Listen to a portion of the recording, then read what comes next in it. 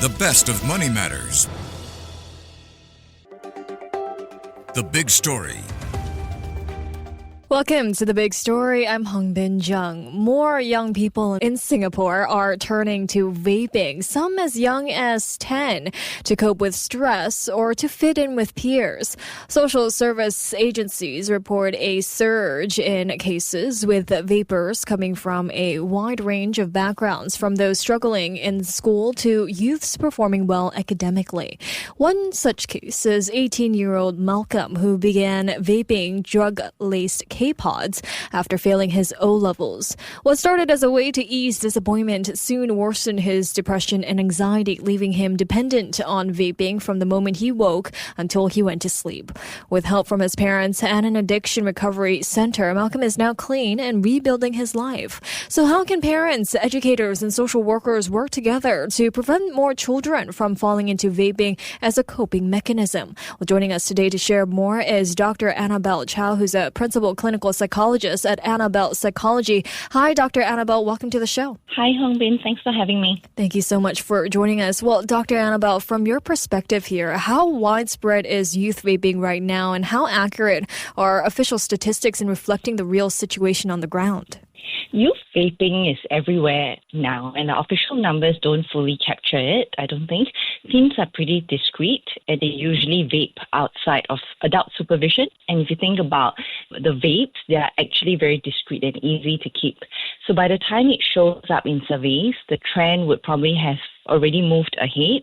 So while the numbers may look modest at the moment, I think frontline reports show the problem is really more widespread than it sounds like. 7 social service agencies said that they are seeing more young people vaping, with some noting a spike in the first quarter of this year. And some started vaping as young as 10 years old. So, Dr. Annabelle, what does it tell us about the mindset of children today if some are even starting to vape as early as 10?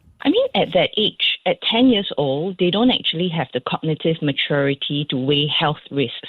So it's rarely an informed choice. So I think usually at that age, it's more about imitation. So you copy what you see in your friends, your older siblings, or even online, or if your parents actually vape. So this highlights how powerful the need to belong is at that age. I think that at that age, it's also about your identity and you want to fit in. So if you vape along with your friends, it signals identity. You don't get ostracized. You don't get left out. And if vapes are reaching children this young, it just also tells us how normalized and accessible vaping has been in the environment. And, I think even primary school kids, they are also feeling stressed and bored, and they probably need some help. And it's really concerning about, in the shift in the way that young people are coping today. So what kinds of stresses or environments could push someone as young as 10 towards vaping as an outlet? If you think about kids, the academic system in Singapore is probably quite stressful for them. They've got weighted assessments. They got a lot of different types of examinations at different ages. But it's not only just that at that age, your friends are probably more important than your family at that point. So their opinions of you, whether you fit in, what your identity is, what people say about you, and whether you actually get bullied is actually a main theme, early adolescence and middle adolescence age. So I think these are some common stresses. And if you also think about at that age, they start to enter puberty and their body image starts to change. This can also be an onset of, stress about how I look like, whether people will start to notice me and, the shape and size and the weight that I'm at. So I think all these are different types of stresses that our young people experience today. Right. A survey conducted with youth who have attended Alkin's vaping-related programs found that common reasons for continued vaping included coping with stress and boredom, as you've mentioned earlier in our conversation. Why are they turning to vaping then instead of healthier outlets like exercise or music or even peer support to relieve stress? I'm guessing the first reason is that vaping actually gives a very quick relief with very little effort. A vape fits into your pocket. It's easy to carry around, and most importantly, it works instantly, and it comes with peer approval. All of these are actually very dopamine, like they produce a lot of dopamine and they are actually very positive reinforcing. Healthier outlets like sports or music, they tend to take a bit more time, more energy, or even more discipline before the benefits are felt. So add to the fact that the young people actually believe that vaping is harmless. They are less harmful compared to cigarettes. So it's also quite easy to see why many might choose this to be a faster, more air quote effective option. Right. Well, you did mention that they view this as less harmful than cigarettes. So do they not really know the real addiction behind vaping? Yeah, I don't think that at that age they truly understand how addictive nicotine is, or even if they actually understand what nicotine is actually made of. I think some would think that I can quit any time, but they might realize that it's much harder than expected. But also at that age, at 10 or even at 15, it's quite difficult for them to imagine, if you tell them vaping can cause lung cancer 10 or 15 years later, the consequence feels really far and doesn't feel quite real to them. It's not something that they would probably consider versus, but if I vape now, it helps me relieve my stress. I can vape with my friends. It's a social activity.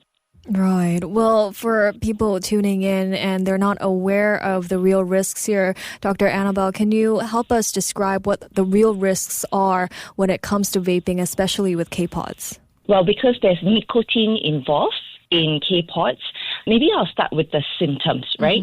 So I think the symptoms is that you can actually start to slur and you actually will not have your cognitive functions in place. Your health, your physical health would actually be affected. So you have persistent physical symptoms to look out for, like headaches and nausea. And then psychologically, you actually start to become more irritable. You have mood swings. You have difficulties concentrating, and you have sleep and anxiety issues. But the long-term consequences and the risk of that is that a nicotine addiction can set in. And if you start vaping at that early age, it can definitely affect your cognitive development. It affects the way that you can pay attention, you can remember things, and your impulse control, because these functions are still developing well into the mid-20s. So if you persist with vaping, then it can also, the researchers show that it links to higher anxiety, mood swings, and sleep disruption. I think another very common one is that the experience we get clinically is usually it becomes a gateway to other substances. You generally see that early nicotine use, they can have an increased risk of later cigarette or substance misuse as well that can lead to other health conditions.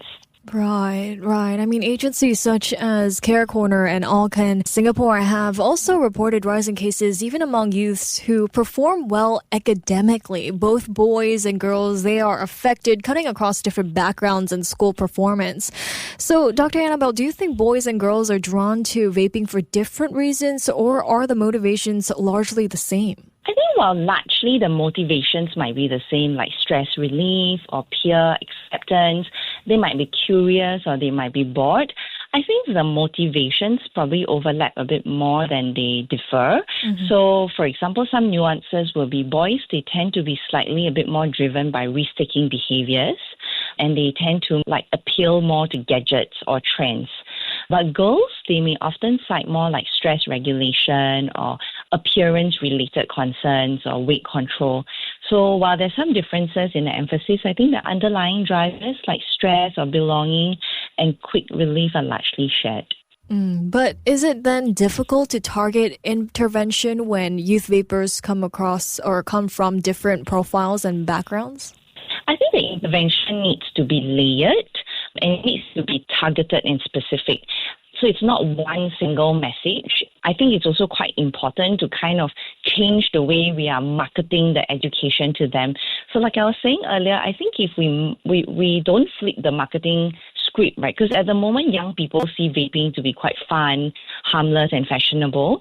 If we want to try to educate them, it needs to also engage the kind of platforms or language or even the peers or influencers that they follow.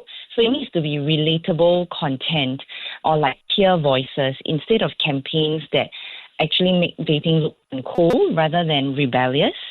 So I think we probably can start to think about fighting marketing with smarter, youth-driven education that's more targeted at why they actually turn to vaping.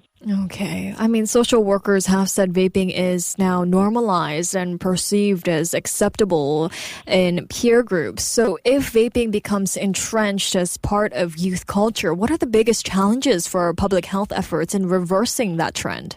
I think the information about health risks alone is probably not going to be sufficiently persuasive because if everyone in your peer group vapes or even in your family vapes, it would feel normal and even expected. So that peer pressure would outweigh any kind of warnings that feel a little bit more distant. So I think another challenge would be that vaping is marketed and perceived as cleaner and less harmful than smoking. And in fact, if someone goes online, it does give you all the instructions as to how you vape. So I think more efforts to take down content like that needs to be put in. I think vaping in itself doesn't quite carry the same stigma that cigarettes once did. So to reverse this, I think we need to try to change the culture itself, making vaping look uncool, and at the same time giving our young people some real alternatives for stress and social connection. So for example, I think to address the younger population of 10 years plus minus, it's really to maybe probably educate through games or even sharp messages, clear, concise messages about how it actually hurts your body and affects your ability to play the sport that you want to play versus the fact that you might get lung cancer 10 or 15 years later. So what are some of the support networks that do currently exist for youths trying to quit vaping? I think at the moment, it's still quite limited. Schools can often refer students to school counselors or social service agencies like Care Corner and Alkin. So they run targeted programs to help young people understand addiction and build healthier coping strategies. Youth can also get support through family service centers or youth drop-in programs. But I think the reality from the ground is that many young people probably don't feel very safe admitting that they vape because there's an overarching fear of punishment or consequences, right? And particularly legal consequences. So I think we need to consider safer ways. So youth-friendly confidential support systems that focuses on probably guidance and recovery more than it is about discipline. So without that, many will probably continue to vape in silence. Right. Some great information there. Thank you so much, Dr. Annabelle, for joining me today. You're welcome. Thank you. That was Dr. Annabelle Chow, Principal Clinical Psychologist at Annabelle Psychology. This has been The Big Story with me, Hongbin Jeong. To listen to more great interviews, download our podcasts at audio.sg or download the audio app. That's AWEDIO, audio at the App Store and Google Play.